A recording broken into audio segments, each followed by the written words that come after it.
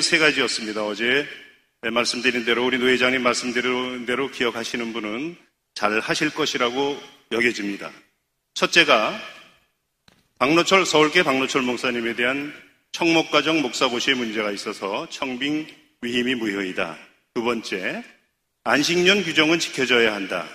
재신임 투표를 포함한. 세 번째, 서울 강남노회가 이 서울교회 문제를 해결하기 위해서 공동회의 지시를 했는데 이것이 무효이다. 이 세 건입니다.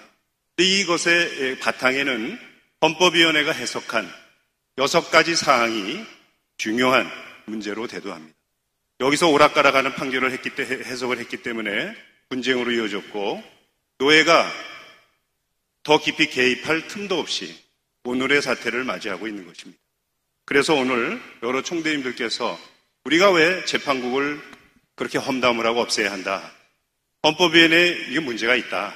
전문성, 일관성, 또 여러 가지 갖고 있는 해석에 대한 다른 해석, 이런 것들이 문제가 돼서 오늘의 이런 부분들을 말씀을 많이 하는 것이라고 생각을 합니다. 그래서 저는 이 자리에서 2016년 12월 14일자, 2017년 1월 11일자, 2017년 2월 16일자 각각 6건에 대한 내용을 유인물, 배포되어 있는 회의안에 있는 내용을 보면서 여러 총대분들이 어떻게 해서 서울 강남로에 서울교회가 오늘의 사태에 이르게 됐고 어제 그런 일이 이르게 되는지를 자세히 이해하시고 이런 일이 다시는 발생하지 않도록 그렇게 해주셨으면 좋겠습니다.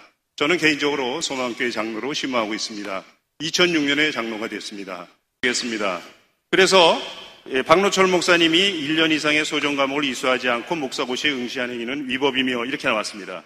이거에 따라서 서울교회에서는 교회를 폐쇄하고 박노철 목사님 지지를 하시는 분들을 예배에 출석을 못하게 하셨습니다. 두 번째, 어떤 또 했냐면 안식년 규정은 헌법에 위배되지 않는다. 이렇게 하셨습니다. 헌법위원회에서. 세 번째, 박노철 목사는 목회자의 양심과 금반원의 원칙, 신뢰의 원칙, 신의 성실의 원칙에 따라 6년간 본인이 집행해왔던 바에 따라 해당되는 자신까지는 위 규정을 준수했습니다.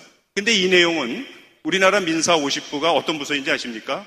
우리나라를 대표하는 민사부의 수장입니다. 부장님은 대법관 후보로 되시는 분입니다. 이 부서에서 아무 문제가 없는 것으로 이 부분은 금반원의 원칙, 신뢰의 원칙, 신의 성실의 원칙에 따라서 목사직에서 물러나 시임 투표를 해야 될 위치에 있지 않다라고 판단을 했는데도 불구하고 이것으로 인해서 오늘의 분쟁에 핵에 이르게 된 겁니다. 그리고 2017년 2월 16일자에는 또 뭐라고 했냐면 예장총 제101호 587호에 제2절 제8장 행정쟁송 제2절 제157조 소송의 제기 및 제기기간 제3항에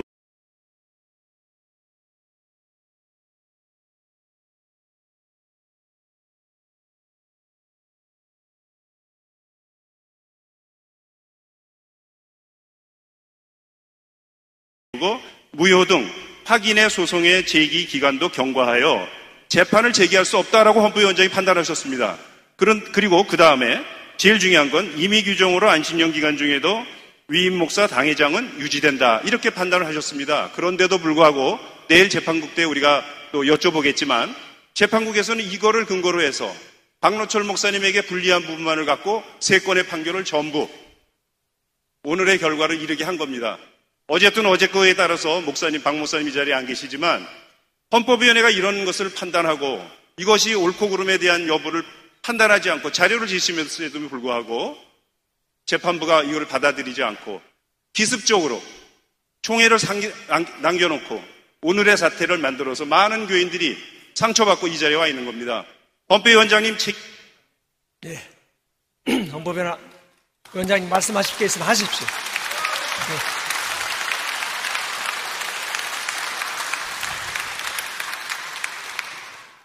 지금 말씀하시는 것처럼 우리 헌법위원회에서는 많은 고심과 그런 속에서 이렇게 결정하신 것입니다. 그런데 지금 우리 총대님들께서 보실 때는 우리 총대님께서 말씀하신 것이 타당성 있는 일은 모르겠습니다만은 오늘 숙소에 가신다든지 집에 가셔서 보시면은 이해가 될 것입니다. 저희 헌법위원회를 신뢰해 주시기 바랍니다.